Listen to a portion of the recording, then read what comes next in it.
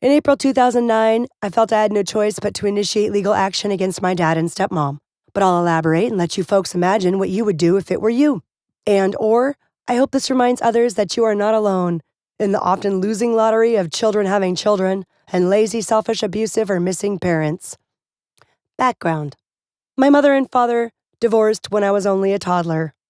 Dad had visitation rights, but neglected to show 75% of the time. I would stand by the window, sometimes for hours, crying and waiting. When I was a preteen, Dad's mother supposedly commit suicide with experimental big pharma drugs after losing Grandpa to cancer in the aftermath of war. I was told that Dad discovered her, kept details from siblings, possibly altered the will, and left the state.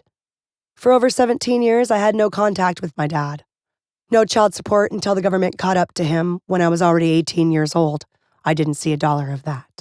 I conducted an FBI search for him online when I was 26, just prior to being married. I thought it would be a nice gesture to fill the voids in our hearts.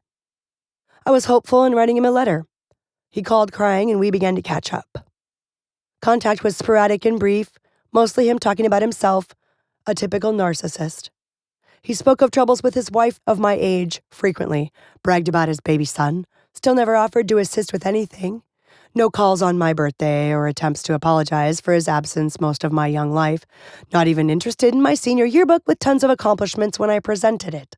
Blaming mom for everything and literally crying on my shoulder. WTF backwards. My eventual divorce, conducted myself, and GovJob resignation, ending in whistleblower status, changed all my best laid plans. Winter of 2005, my dad and stepmom convinced me to stay with them after a move did not pan out. Stepmom needed double knee surgery, so it would be a time for us to kindle a friendship while I cared for my little brother, as well as cooked, cleaned, and did the chores. I let stepmom use my laptop during this time, and later discovered that she stole documents, passwords, hijacked my online profiles, deleted contacts, perused shady sites, and so forth. My computer died shortly thereafter. She wouldn't even let me use the phone to call my friends or family, but would regularly call my sister to tell her lies and stir up drama. Suddenly, she began acting really erratic and was tripling up on her recommended medications, swore Dad was cheating on her, and that he was violent.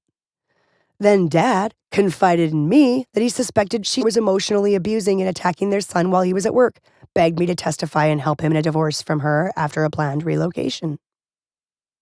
Stepmom would call Dad and yell at him for no reason, take many multiple drugs with no food while drinking Mountain Dew and making herself sick so that she would not have to work a job, taking no advice from anyone otherwise. Their behaviors made me fearful, but I opted to sign over my tax return to Dad that year and assist in relocation of the family before going my separate way again. I'd already had to give up my car and cell phone entirely since I could no longer afford them. Upon relocation in 2006, she threatened to never let Dad see his son again if he divorced her, and he suddenly changed his tune. Started bullying me along with her. She blocked my communications with Dad from that point. I applied to 10 to 20 jobs per week, went to interviews, buy rides with friends, as they wouldn't help, even though they had 2 autos, and I did not have bus fare at that point. They guilt-tripped me when I was away with friends to do trade work in lieu of the rides that they provided. Somehow, they convinced themselves that they needed to kick me out, even though they had enough money somehow to get a new swing set and drum set for their young son. I moved to family property up north, and she began peppering my friends down south with lies and bribes to hang out, while continuing to find new ways to harass me, shop nonstop online, and read horror real-life murder stories, which were her favorite. She never worked a job for as long as I knew them. My sis in another state, we were not close and never spoke of the dad stuff. She pretty much sucked her in, as I call it. Soon, I moved back to the city down south, roomed with a friend, we'll call her D, got a full-time job at a theater lounge and studio.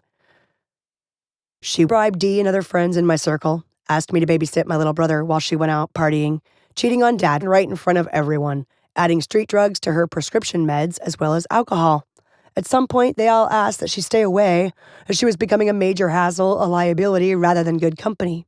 I obliged, told her as gently as possible to stay away, but her abuses and harassment got worse from that point, more vicious and more hurtful, though everyone asked to be left alone.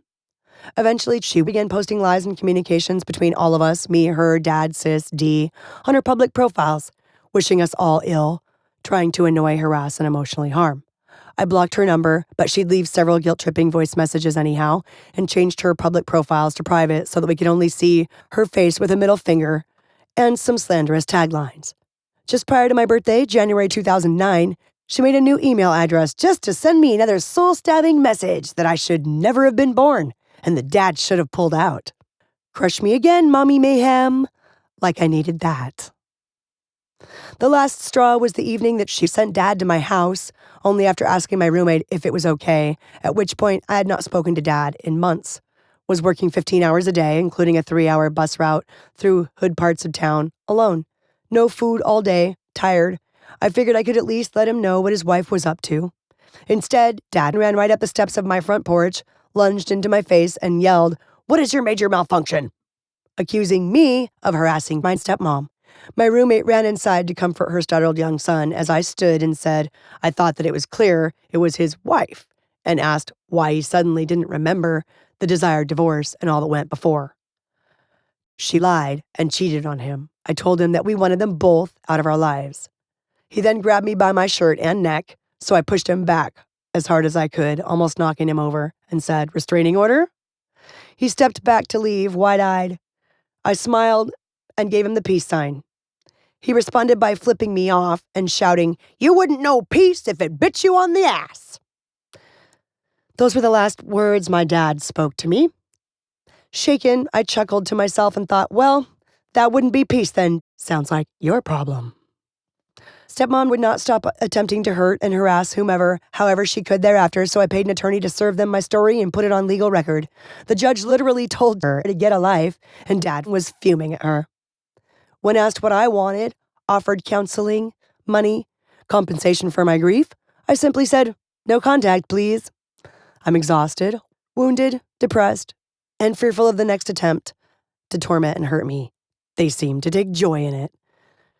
I desperately long for freedom, need to reclaim my emotional and physical safety only. Unfortunately, last I checked, it appears that stepmom has been creating websites, publications, profiles, spreading lies, and making all attempts to scar my character, squash my accomplishments, and any forward motions ever since. I also suspect that stepmom has been in contact with one of my former clients, a hypno real estate investor, who uses her same tactics of psychological emotional torment, drugging, pay and bribing of lackeys to do dirty deeds for their amusement and benefit.